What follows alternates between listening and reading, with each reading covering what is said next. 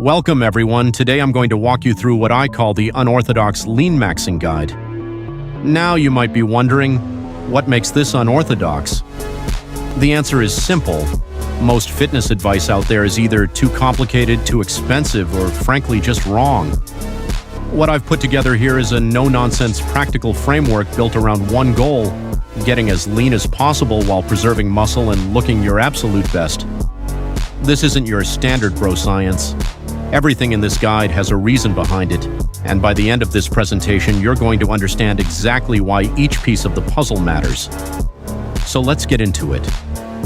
The guide is broken down into 5 key pillars: cardio, gym, diet, sleep, and supplementation. Each one of these plays a critical role, and here's the thing: neglecting even one of them will slow your progress significantly. A lot of people think Leanmaxxing is just about eating less and moving more. And while that's technically true at the most basic level, the way you structure those habits makes an enormous difference. We're not just trying to lose weight here. We're trying to optimize body composition, meaning we want to drop fat while keeping or even building muscle. That requires a strategic approach across all 5 of these areas. Let's go through each one. Let's start with cardio. The first thing I want you to do is 1 hour of fasted cardio in the morning, roughly 30 minutes after taking 100 milligrams of caffeine. Why fasted? Research published in the British Journal of Nutrition found that exercising in a fasted state can burn up to 20% more fat compared to exercising after eating. When you wake up, your insulin levels are at their lowest, and your body is primed to use stored fat as fuel. The caffeine serves a dual purpose. It blunts hunger and significantly enhances fat oxidation. Studies show that caffeine can increase fat burning by up to 29% in lean individuals, so that morning combination of fasting plus caffeine plus cardio is extremely powerful. Now in the evening, I want you to do 30 to 60 minutes of incline treadmill walking, roughly 3 to 4 hours before you go to sleep. The reason we space it out from bedtime is that intense exercise too close to sleep can spike cortisol and adrenaline, making it harder to fall asleep and reducing sleep quality. For the treadmill settings, use an incline of 8 and a speed of 3 to 4 miles per hour. This is sometimes called the 12-3-30 style of walking, and it's extremely effective for low-impact calorie burning without putting stress on your joints or taxing your nervous system. Finally, aim for 15 to 20,000 steps total throughout the day. Research consistently shows that non-exercise activity thermogenesis, or NEAT, which is all the calories you burn outside of formal exercise, can account for up to 50% of your total daily energy expenditure. Steps are the easiest way to track and increase NEAT, so hit those numbers every single day. Next up, the gym. The training approach I recommend is FBEOD, which stands for full body every other day. So you're training every other day, Monday, Wednesday, Friday, or similar. Why full body? Because research on training frequency shows that hitting each muscle group at least twice per week produces significantly greater hypertrophy compared to once per week. Full body training ensures every muscle gets stimulated frequently, and the rest days allow for recovery. Now, when it comes to exercise selection, I want you to prioritize exercises that build the frame, and that means shoulders and lats. A wide set of shoulders combined with a wide back creates that V-taper look that is the foundation of a lean aesthetic physique. Think lateral raises, overhead press, pull-ups, and cable rows. On top of that, don't neglect the details. Train your neck, upper chest, and abs. These are the muscles that actually show when you're lean and clothed. They frame your face and jawline, fill out your shirts, and define your midsection. For the actual training protocol, pick 1 exercise per muscle group and do just 2 sets in the 4 to 8 rep range with 1 to 2 reps in reserve. This is a low-volume approach, and it's intentional. When you're in a caloric deficit, your body's ability to recover is reduced. High-volume training in a deficit leads to excessive fatigue, strength loss, and muscle breakdown. Research by Dr. Mike Israetel and others in the field of evidence-based training supports the idea of reducing volume during a cut while maintaining intensity to preserve muscle mass. Less is more here. Train hard, train smart, and get out. and above all, track your workouts. Progressive overload is the single most important driver of muscle retention. If you're not tracking, you're guessing. Now we get to diet, and this is where it gets controversial. The dietary approach in this guide is built around intermittent fasting, specifically fasting for the first 4 to 6 hours of your day. I know some of you have heard that breakfast is the most important meal of the day. That's largely a myth perpetuated by cereal companies in the 20th century. The science tells a different story. A 2020 review in the New England Journal of Medicine found that intermittent fasting improves metabolic health markers, promotes fat loss, and can help preserve lean muscle when combined with resistance training. During the fast, use caffeine to help manage hunger. Coffee and tea are essentially free from a caloric standpoint and have well-documented appetite-suppressing properties. Now, I'll mention this briefly.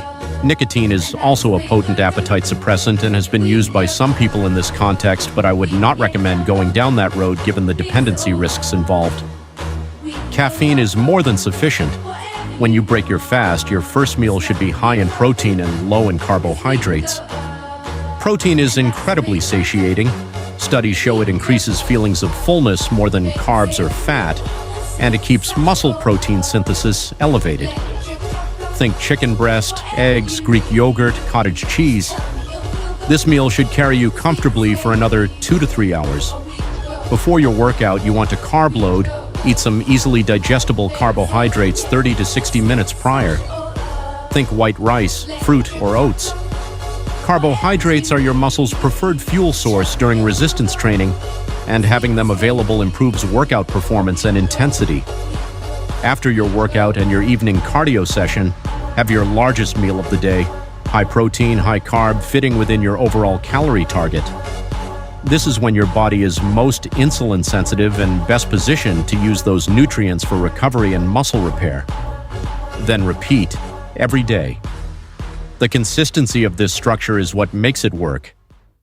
Sleep is the most underrated tool in body composition, and most people completely overlook it. A landmark study from the University of Chicago found that when people dieted with inadequate sleep, around 5.5 hours, over 70% of the weight they lost came from lean muscle mass rather than fat. When you sleep well, that number flips. More of your weight loss comes from fat. Sleep is literally the difference between losing fat and losing muscle. Now, when you're in a caloric deficit, sleep can be harder to come by. Your hunger hormones, specifically ghrelin, are elevated, and this can make it difficult to fall and stay asleep. So the target here is a minimum of 6 hours. Ideally, you'd want 7 to 9, but I'm being realistic about the deficit context. To protect your sleep quality, your final meal should be at least 3 hours before you go to bed. Eating close to bedtime raises your core body temperature and keeps your digestive system active, both of which interfere with deep sleep stages. And finally, build a consistent sleep schedule.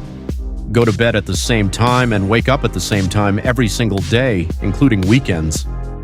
Your circadian rhythm is a biological clock, and when you align your habits with it, sleep quality improves dramatically. Research from Harvard Medical School shows that irregular sleep schedules are associated with lower levels of growth hormone and testosterone, two hormones that are absolutely critical for body composition and fat loss. Let's talk supplements. I'll be upfront. You don't need many, and most of what's sold in the fitness industry is overpriced and underdelivered. Here's what actually matters. First, GLP-1 receptor agonists. You've probably heard of Ozempic or Wegovy. These are medications originally developed for type 2 diabetes that have shown remarkable results for fat loss by reducing appetite significantly. I'm mentioning this because it's becoming more prevalent and some of you may be considering it. My stance is simple. Do your own research, consult a doctor, and make an informed decision. It's not for everyone, but it's worth knowing it exists. Second, caffeine and zero-calorie drinks. If you're struggling with hunger during your fasting window, lean into black coffee or sugar-free energy drinks. Caffeine is one of the most studied and effective ergogenic aids in existence. It increases alertness, reduces perceived effort during exercise, and directly enhances fat oxidation. In the afternoon, switch to zero-calorie sodas or sparkling water to avoid late caffeine intake that could disrupt your sleep. Third, water. Aim for 1 gallon a day.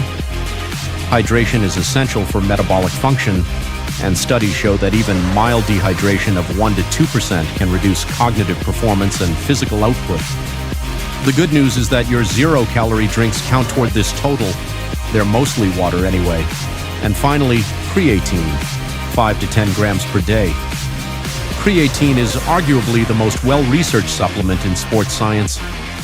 A comprehensive meta-analysis covering over 22 studies found that creatine supplementation consistently improves strength and power output. When you're in a deficit, creatine helps you maintain your strength levels and training intensity, which is critical for holding on to muscle mass. It's cheap, it's safe, and it works. Take it every day. And that's the Unorthodox Leanmaxxing Guide. 5 pillars: cardio, gym, diet, sleep, and supplementation, all working together toward one goal. If you implement even half of what's in this guide, you will see results. But if you commit to all of it consistently for 8 to 12 weeks, the transformation will speak for itself. I want to hear from you. Let me know in the comments which guide you want to see next. I've got a lot more content in the pipeline covering everything from bulking protocols to skincare to daily routines. And if you're new here, check out my older guides on the page. There's a lot of foundational content there that pairs well with what we covered today. Thanks for watching, and I'll see you in the next one.